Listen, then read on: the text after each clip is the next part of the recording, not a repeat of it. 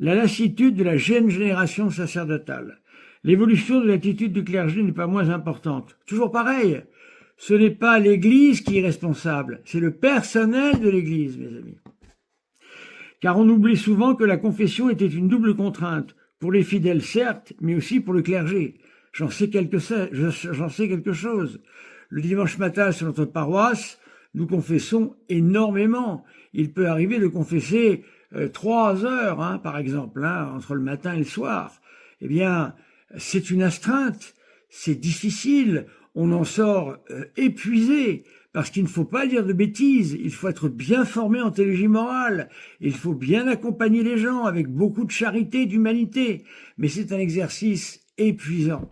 Et les générations, jeunes générations de cette époque, en avaient assez des longues heures de confessionnaux inconfortables à entendre des récits de vie monotones dans lesquels la qualité des accusations faisait le plus souvent défaut. Voilà. Donc en fait, ces prêtres, les années 50 encore une fois, qui avaient 30 ans, qui étaient jeunes, en avaient assez de cela. Et donc évidemment, ils ont délaissé toutes ces choses-là.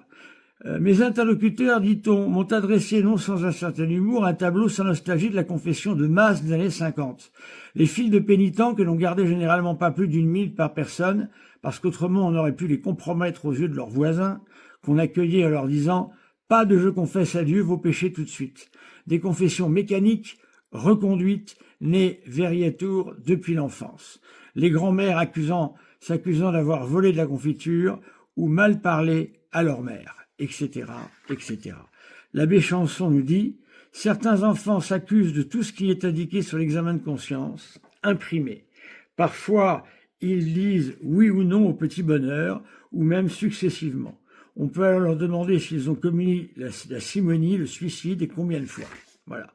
Donc on était dans quelque chose qui tournait au ridicule, en quelque sorte. Il fallait réformer tout cela. Aujourd'hui, nous ne sommes plus là.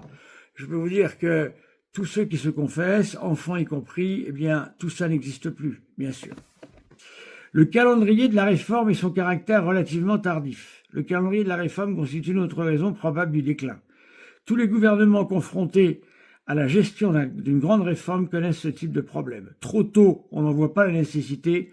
Trop tard, on ne nous sait pas gré de ce qui apparaît comme un ralliement contraire à un fait acquis. Voilà, ce tableau est apparu trop tôt. Le problème de la contraception. 1950, Pie XII. Alors, même si Pie XII, toute une génération a donc été rigoureusement recadrée sur le point de la question de la contraception, même si Pie XII a apporté dans les années 50 en approuvant la régulation des naissances et en encourageant la diffusion des méthodes naturelles, ce qui est excellent, les autorités en tout cas étaient formelles, on ne risquait pas de voir évoluer la position officielle dans ce domaine, ainsi qu'elle avait pu le faire avec les règles sur le jeûne eucharistique ou la vigile pascale. Dans le manuel de l'abbé Chanson, l'onanisme conjugal, c'est-à-dire la masturbation à deux, pour faire vite, faisait l'objet d'une partie entière sur les 6 que comptait l'ouvrage. Voilà, donc ça a fait partie également du problème. La désaffection du confessionnal, voilà. Beaucoup de gens d'une certaine génération ne voulaient même plus fréquenter le confessionnal tant qu'ils en étaient dégoûtés. Les célébrations pénitentielles et absolutions collectives. Le clergé, en ayant assez de ces longues files d'attente, eh bien, on fait des absolutions générales, strictement interdites par l'Église, déclarées invalides, si ce n'est dans des situations très graves, comme des soldats avant l'assaut, on ne peut pas confesser les uns après les autres, un drame maritime, comme par exemple un prêtre aumônier sur le Titanic, voilà, mais hors de question de faire ça un dimanche sur une paroisse. Eh bien ça, bien évidemment, cette pratique qui a été faite par ce que je qualifie de saboteur, eh bien, a tout cassé dans l'Église catholique et nous a conduit à cette crise terrible. Crise catholique et trahison des clercs. On ne parle pas de Vatican II dans tout ça, absolument pas, mes amis. On nous parle, eh bien, de clercs qui n'en ont fait qu'à leur tête. Et nous en payons aujourd'hui les pots cassés.